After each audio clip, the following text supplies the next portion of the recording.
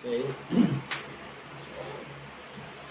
Magandang umaga muli sa ating mga kapatid na nasa kanilang mga tahanan. At sa sitwasyon pang ganito ay hindi pa tayo magkakaroon ng panlambahan na talagang panlambahan pa, no? Kundi tayo ay nagla-live ng ganito para sa ganun ay makapanood yung ating mga kapatid sa kanilang mga tahanan.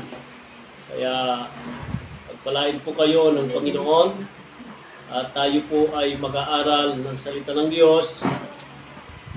At katulad po ng ating pangalan ng ating church ay The Voice of the New Birth. Ang ibig sabihin, ang boses ng Diyos ay papunta sa inyong mga tahanan. Hallelujah, purihin ang Panginoon. Ang boses ng Diyos at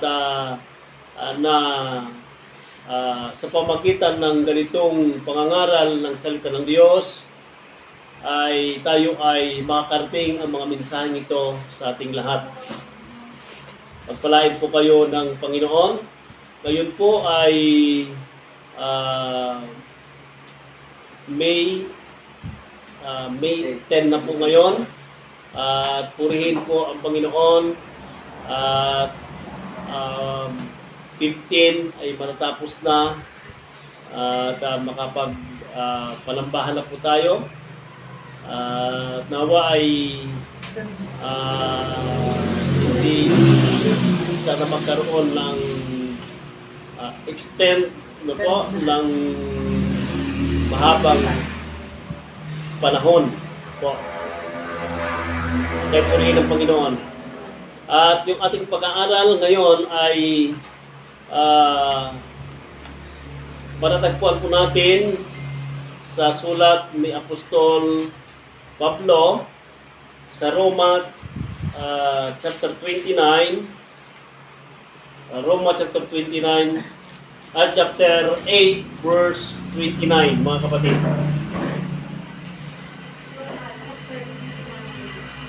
Verse 29.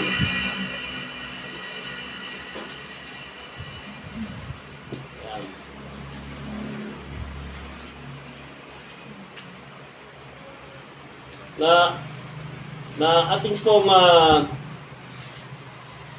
bibigyan ng ating topic ngayon ay patungkol po sa plano ng Diyos. Po sa atin, sa kasalukuyan ngayon, noong nakaraan, at sa kabukas. Po, future. Ano ba ang plano ng Panginoon sa atin?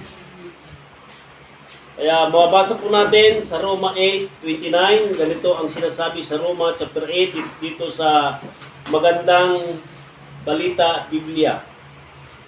Ito ay magkaparehas ng konito ng ating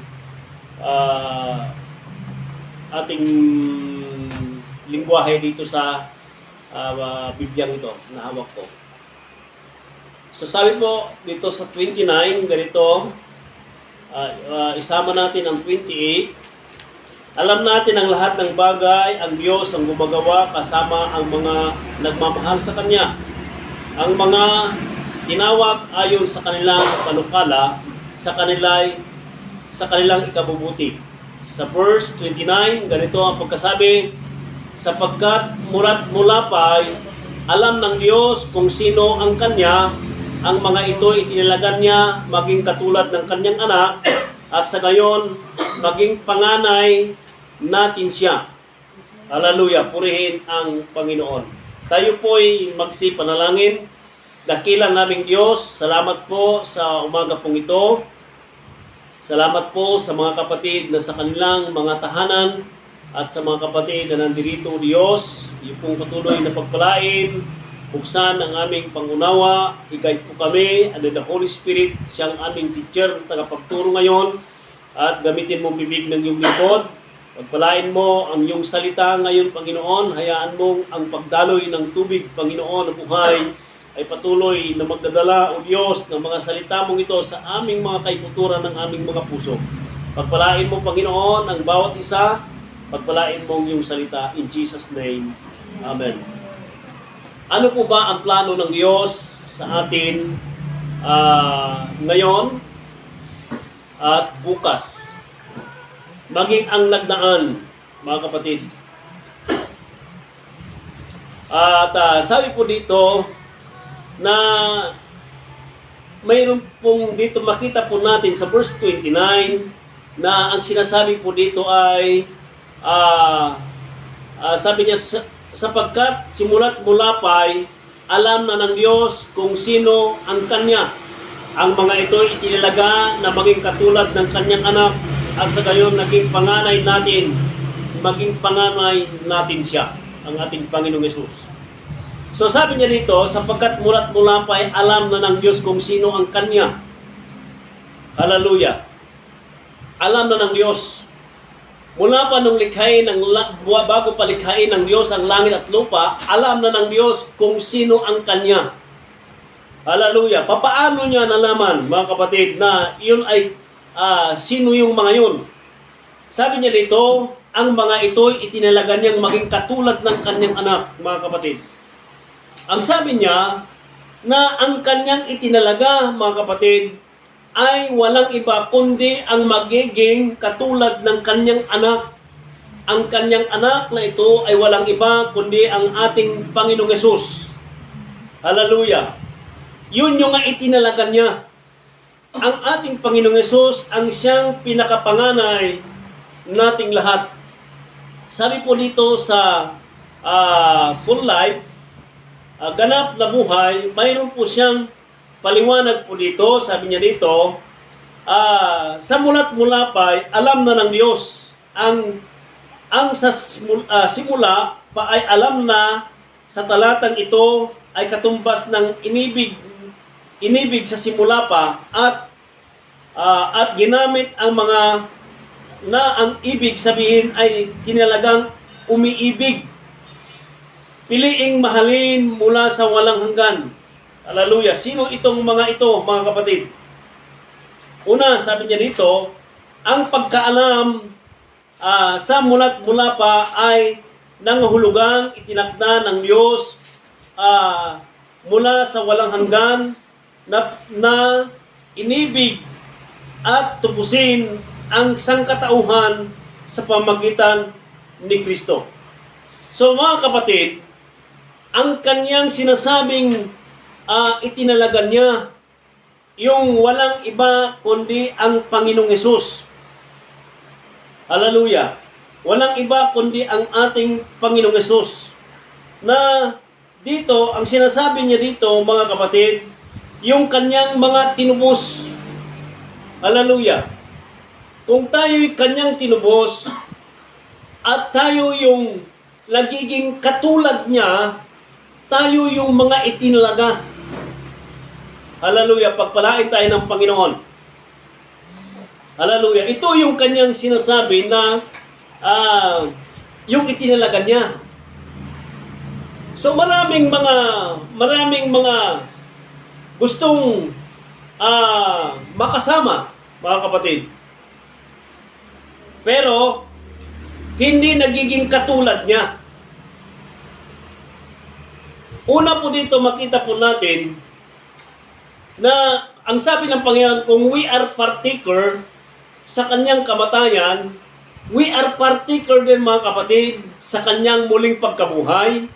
Kung tayo ay partaker sa Panginoon, maging partaker din tayo na itinalaga nga tayo ng Panginoon. Hallelujah! Naalala ko yung sabi ng Panginoong Yesus sa Kanyang mga alagad na ang sabi ng request ng Kanyang yung Kanyang si Mary na nagre-request siya sa ating Panginoong Yesus na pwede ba, sabi niya, kung ikaw ay nandun na sa langit, sabi niya, pwede bang paupuin mo ang iyong kapatid sa kanan at yung isa mong kapatid sa kaliwa? Ano ang tugon ng ating Panginoong Yesus? Ang tugon ng Panginoong Yesus, hindi ako ang makapaglalagay sa kanila. Ang sabi ng Panginoong Hesus, kaya pa nilang inuman ng kupa na aking iniinuman. Anong sinasabi ng Panginoon na kupa? Ang kupa na tinatawag niya dito, ang kanyang kupa is yung tinatawag na covenant. Yung covenant, yung kupa. Yung tinapay, yung katawan niya. Yung kabuuan ng kanyang sinasabi, yung kanyang suffering. Hallelujah. Na kung tayo ay partaker sa kanyang kamatayan, partaker tayo sa kanyang pagkabuhay na muli, partaker din tayo na itinalaga ng ating Panginoon. Hallelujah. At siya nga yung panganay. Hallelujah. Purihin ng Panginoon. Kaya ang sabi niya dito na sapagkat sa mulat mulapay, alam na ng Diyos. Sino yung alam na ng Diyos? Yung mga maging katulad ng kanyang anak, sapagkat ang image ng Ama ay nandoon sa kanyang anak, na nandoon kay Jesus. At ang image sa atin, dapat na makikita sa atin, walang ibang image na yan, kundi image ni Jesus. Maging kamukha katulad. Partaker tayo sa kamatayan, partaker tayo sa pagkabuhay na muli, partaker tayo sa kanyang pagtatalaga. We are predestined. Hallelujah na sinasabi sa Biblia, mga kapatid. Kung ikaw nga yung, sabi niya, na naging predestined na yan, ikaw nga yung partaker na yan, ikaw nga yang itinalaga ng Diyos na yan. Pero kung hindi, hallelujah, na maging katulad ng kanyang anak, hindi rin tayo partaker. Hindi nga tayo yan. Hallelujah, purihin ang Panginoon. So ang sabi po dito sa verse 28, alam nating lahat ng mga bagay, lahat ng mga bagay, ang Diyos ang gumagawa kasama ang mga nagmamahal sa Kanya. Sino ang gumawa ng mga bagay na ito? Hallelujah. Ang Diyos ang gumagawa ng lahat ng ito. Pinagkakalakip niya. Hallelujah. Hallelujah. Pero pag sabihin na suffering, maraming ayaw. Kung sabing, sino ang gusto ng pagsubok? Maraming ayaw. Hallelujah. Tingnan po natin. Anong sabi sa sa Efeso chapter 12 verse 2? Anong sinasabi niya? Yung versikulo natin na yan? Pakibasa kung sino po ang makakita. 12:2. Basahin natin para marinig po natin. Roma 12:2. Hindi, Hebreo. Sorry pala, Hebreo 12:2.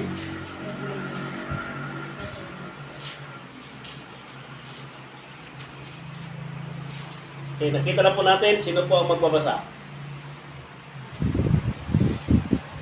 Hebrew chapter 12 verse 2. Namasdan natin si Jesus na gumawa at sumakdal ng ating pananampalataya, na siya dahil sa kagalakan nilagay sa harapan niya ay nagtiis ng krus na walang bahala ang kahiyan at mupo sa kanan ng luklukan ng Diyos. Yan. Hallelujah, purihin ang Panginoon.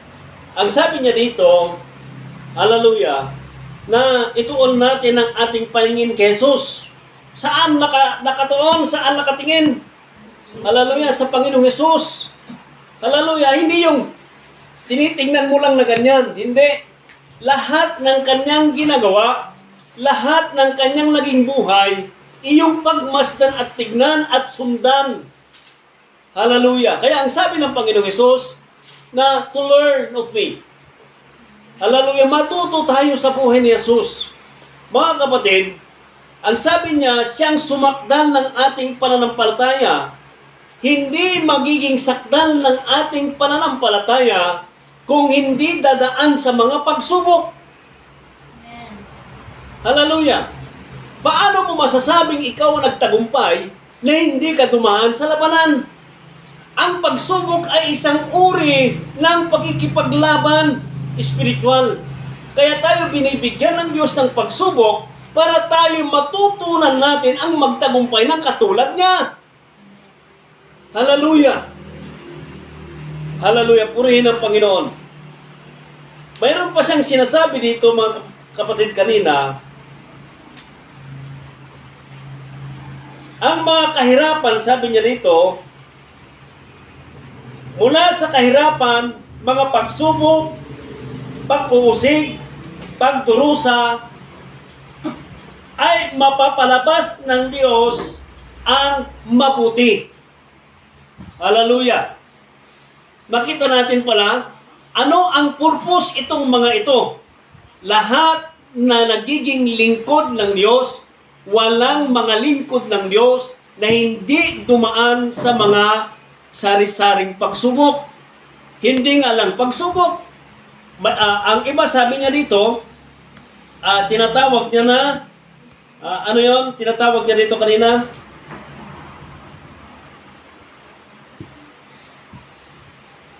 Hallelujah, purihin ang Panginoon.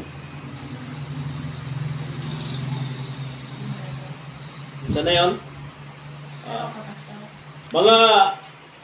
Simulat mula pa ang kahirapan, pagsubok.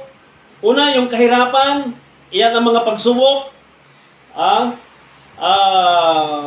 Pag-uusig, mga pagdurusa. Okay. Lahat ng naging lingkod ng Diyos, dumaan sila nito.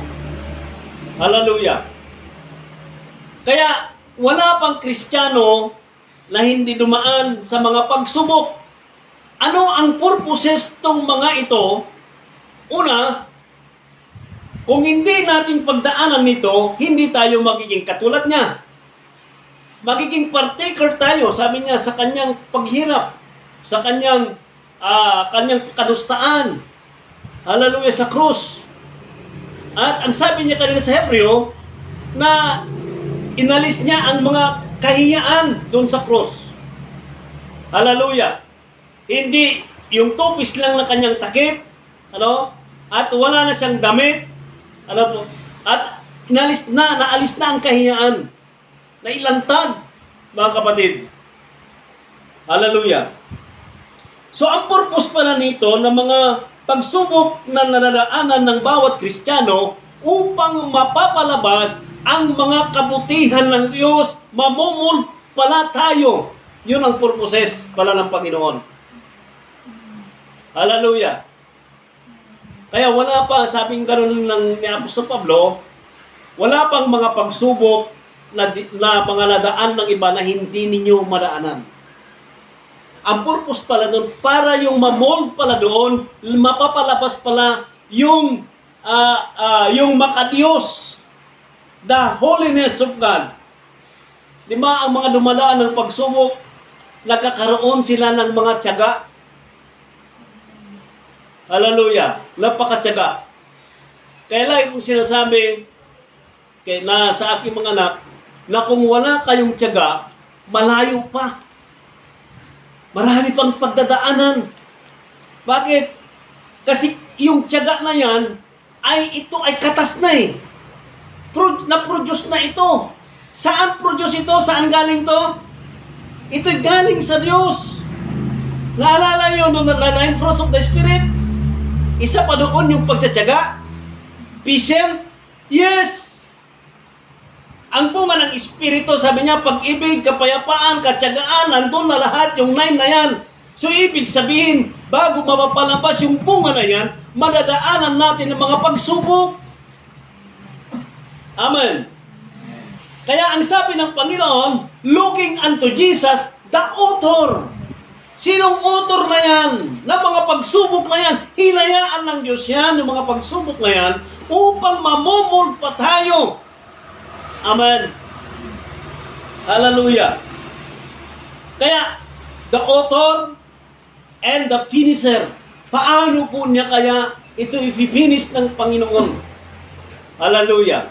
Mapipinis lang ito pag tayo ay magtatapos na ang buhay na ito or darating na ang ating Panginoong Hesus, doon lang magkaroon ng finish the product ng Panginoon. Hallelujah! Sa ngayon ay patuloy pa tayong makikipaglaban. We are partaker doon sa ating Panginoong Hesus. Amen? Amen. Hallelujah! Purihin ang Panginoon. Titignan po natin mga kapatid, ang mga Israel, Kapag subaybayan mo siya mula sa Exodus, hallelujah, iningatan sila ng Panginoon, inilabas sila doon sa Egypt, at doon dinala sila sa disyerto, hallelujah, at sa disyerto nandoon paggabi, nagpapalabas ng Panginoon ng haliging apoy, magsisilbing liwanag nila. Kapag araw, mayroon inilagay ng Diyos na ulap, symbolize ng kanyang glory, para matakpan sila sa init. Ang Diyos, pinapakain sila ng mga mana. Hallelujah, pinapainom nila sila ng mga tubig na galing ng bato, nang symbolize na ito ay ang Panginoong Hesus. Kung nasaan sila pupunta, gumugulong yung bato, kasama nila ang bato na yon upang patuloy silang makakainom ng tubig.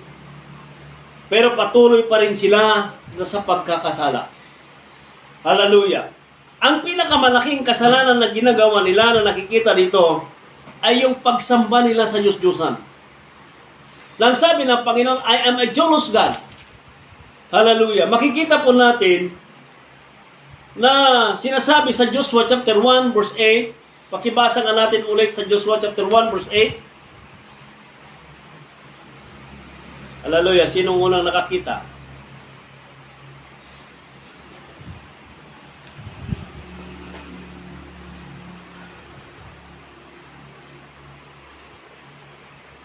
Okay, sinong nakakita pwedeng tumayo at basahin niya? Amen. Joshua 1, chapter 1, verse 8. Ang aklat na ito ng kautusan ay huwag mahihiwalay sa iyong bibig, kundi iyong pagbubulayan araw at gabi, upang iyong masunod na gawin ang ayon sa lahat na nakasulat dito, sapagkat kung magkagayoy, iyong pagikinhawain ang iyong lakad, at kung magkagayoy, magtatamo ka ng mabuting kawakasan. Okay. Ano yung huwag mong kaliligtaan ang sabi ng Panginoon? Okay, yung ang libro ng kautusan. Ano yung kautusan na ito? Yung 10 utos. Hallelujah. The 10 Commandments, ito'y ginawa ni Moises na bilang pinaka-guide ng mga Israel. Hallelujah. Pagbulay-bulayan mo ito, sabi niya, araw at gabi. Hindi niya sinabing sa Sunday lang. Kaya kung manghina ang isang Kristiyano, wala pong kinalaman ang lockdown. Dahil sinabi na ng Panginoon, pagbulay-bulayan mo ito, araw at gabi. Upang ano? Anong purpose? Upang magtagumpay. Hallelujah. Purihin ng Panginoon. Mula nung nagsimula ng lockdown, nag-start kami na magbasa. Nag-start kami sa Exodus, dahil labasan na rin po namin yung Genesis, Exodus, Leviticus, Number, and Deuteronomy. Natapos po lahat yan. At maging po sa 1 Samuel, 2 Samuel, and 1 King, 2 King, mga kapatid. Nasa Chronicles na po kami. Bago matapos hanggang 15, ay loobin ng Panginoon, matapos po namin ang Chronicles. Napakaganda pala, doon mo ma-appreciate ang kabutihan ng Panginoon. Ang sabi niya kay Joshua, huwag mawalay sa iyong bibig. Hallelujah. Ang salita ng Panginoon. Ano itong salita ng Panginoon ngayon? Hallelujah. Sa lumang tipan, sabing gano'n ng Hebrew chapter 12, chapter 1, verse 1, ano ang sabi?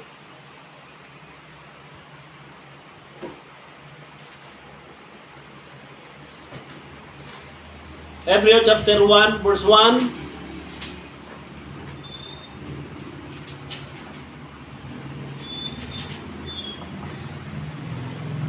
mga Hebreo, sabi na po dito sa Hebrew chapter 1 verse 1, Noong una, nagsalita ang Diyos sa ating mga ninuno sa iba't ibang panahon at sa iba't ibang paraan sa pamamagitan ng mga propeta. Verse 2. Ngunit ngayon, siya'y nagsalita sa atin sa pamamagitan ng kanyang anak. Sa pamamagitan ng anak ay kalikha ng Diyos. Ang sinusukog at siya ang tinalaga niyang magmay-ari ng lahat ng bagay. Okay. Ang ganda lang muna. So maliwanag po ba ang sinasabi niya? Noong una, nagsalita ang Diyos sa ating mga ninuno. Sino yung ating mga ninuno? Sila Abraham, sila Moises. Hallelujah. So nagsalita sa mga propeta. Pinapaabot ng Diyos ang mensahe ng Diyos na nais niyang sabihin sa mga kanyang mga anak sa Israel sa pamamagitan ng mga propeta. Hallelujah. Kaya itong mga huling panahon, hindi na mga propeta ang mga magsasalita. Sino na ang magsasalita ngayon na sinasabi niya? Sino na? Ang sabi niya, nung una ay nagsalita ang Diyos sa ating mga ninuno sa iba't ibang panahon at iba't ibang paraan sa pamamagitan ng mga propeta. Ngunit ngayon, siya'y nagsalita sa atin sa pamamagitan ng kanyang anak. Sa pamamagitan ng anak ay nilikha ng Diyos ang sansinukob at siya ang itinalaga niyang magmamay-ari ng lahat ng bagay. Ang anak ang nagniningning ng sinag ng Diyos sapagkat kung ano ang Diyos ay gayon din ang anak. Siya ang nag-iingat ng sansinukob sa pamamagitan ng kanyang kapangyarihang salita. Pagkatapos niyang linisin tayo sa ating mga kasalanan, siya'y lumuklok sa kanan ng Diyos ang kapangyarihan sa lahat. Purihin ang Panginoon. So noon nagsalita siya. Yung 10 Commandments nagsalita siya.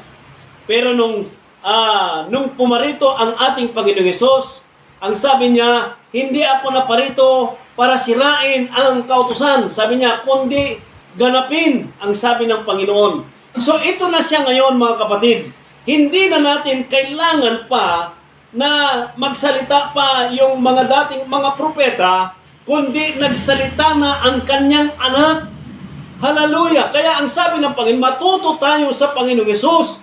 Kaya wala tayong ibang pagtutuunan ng pansin, kundi ang ating Panginoong Hesus lamang.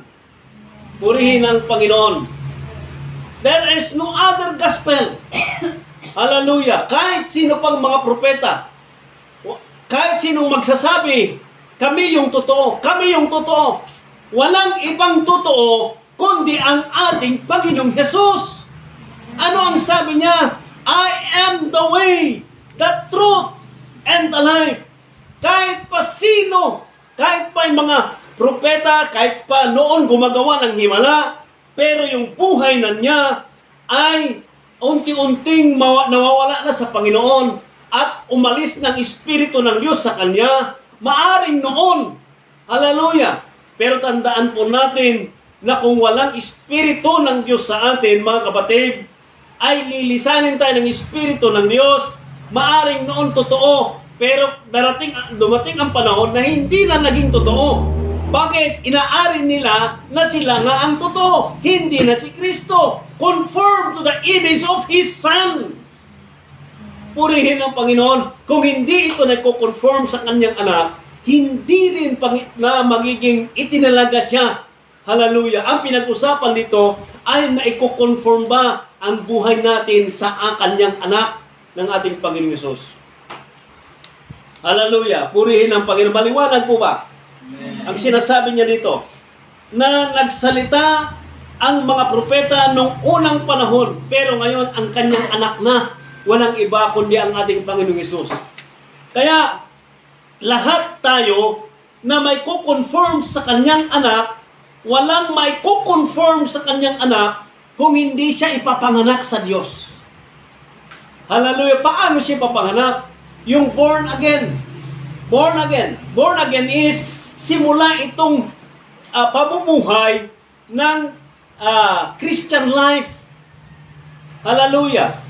Kung tayo ay gusto nating maligtas, kung tayo ay gusto natin na mamuhay sa spiritual, kung hindi tayo ipapanganak, hindi natin makikita ang kaharian ng Diyos. Hindi natin maunawaan lahat ng mga bagay na yan.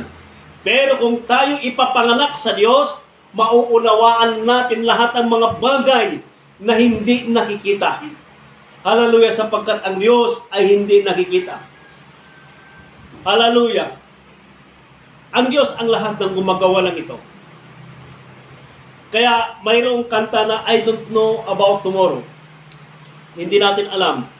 Ang tanging dinidinig natin, sinusundan natin, walang iba kundi ang ating Panginoong Hesus. Wala nang iba pa na truth. Wala nang ibang gospel pa kundi ang Panginoong Hesus. Ang ginawa niya sa krus ng Kalbaryo, ang redemption doon na kanyang ginawa. Ano ang kanyang ginawa doon sa krus ng Kalbaryo? Yung lumang Adan, hallelujah, kailangan mamatay para mabuhay yung bagong Adan. Ano yung lumang Adan? Yung katawan na yun na nasa katawan ng ating Panginoong Hesus. Ang katawang ito, sabi niya, is the parts of the old nature o old Adam. Pero yung nasa loob nating ipinanganak ng Diyos is new Adam. Hallelujah! New Creator. The Son of God. Purihin ng Panginoon na kung yun ang ating susundin, yung ating spirit natin ay pinanganak, hallelujah, hindi tayo magkakasala. Kaya lamang nagkakasala tayo, sinusunod natin yung gusto ng ating laman. Yung lumang Adan ang sinusunod natin. Kaya tayo nagkakasala pa rin. Kung tayo ang maghahari ay si Kristo doon sa spirit natin pinanganak sa Diyos. At yung spirit natin na born again ay pinanganak sa Diyos, yun ay lumaki ng katulad hanggang magmistulang kalarawan ng ating Panginoong Hesus. Kaya lahat ng ipinanganak sa Diyos, lahat ng mga born again, kailangan umabot ito hanggang ito sa pagkaabot ng buhay ni Kristo. Hallelujah, wala nang iba pa. Sa lumang tipan, may sukat ang templo. Lahat ang sukat niya, sinukat niya kung gaano kalawak, gaano kataas. Hallelujah, ang sukat ng templo, lahat doon, sinukat doon. Ang ibig sabihin noon, ang sukat ng ating buhay Kristiyano ay maging katulad ng sukat na yan. Walang ibang sukat na yan, kundi si Kristo na buhay ni Kristo. Yun hanggang magmistulang kalarawan natin ng Panginoong Hesus. Purihin ang Panginoon. Hallelujah. Hallelujah. Kung ito yung ating ipinamumuhay araw-araw, ibig sabihin, ito yung itinalaga. Ikaw yung itinalaga ng Panginoon. Hallelujah. Lahat tayo gustong maligtas, pero kung hindi tayo na i-conform sa image of His Son, hindi tayo yun. Kaya sabi ng Panginoon, hindi ako makapagsasabi niya. Kaya ba niyang inuman ng kupang aking ininuman? Kung kaya niya, sabi niya, ikaw nga yung uupo sa kanan. Purihin ang Panginoon. Purihin ang Panginoon. So mga kapatid, itong mensaheng ito ang plano ng Diyos. Hallelujah. Yung image ng Ama ay nakikita sa kanyang anak, at yung image ng kanyang anak ay nakikita sa atin. Hindi yung kailangan mayroon pang mamagitan. Hallelujah. Hindi yung kailangan pa natin ng mga ninuno natin. Hallelujah. Katulad nung mayroon akong narinig na mga ibang groups na ang Espiritu Santo daw ay namuhay daw sa isang tao. Kaya yun ang tinuturing nila. Hallelujah, na namumuno sila. Hindi na. Ang sabi ng Biblia, looking unto Jesus, the author and the finisher of our faith. Hallelujah. Even kaming mga pastor, anong itinuturo natin sa mga kapatid? Hindi na namin itinuturo na sila aming tingalain, no? Kundi ang ating tinuturo ang ating Panginoong Hesus sapagkat yan ang sinasabi ng Biblia, looking unto Jesus. Bawat isa ay magiging kaharian ni Kristo to make disciples ni Kristo. Hallelujah. Kaya maraming mga namamatay na church, kapag namatay ng pastor, namatay na rin yung church. Bakit? Kasi doon kay pastor lang sila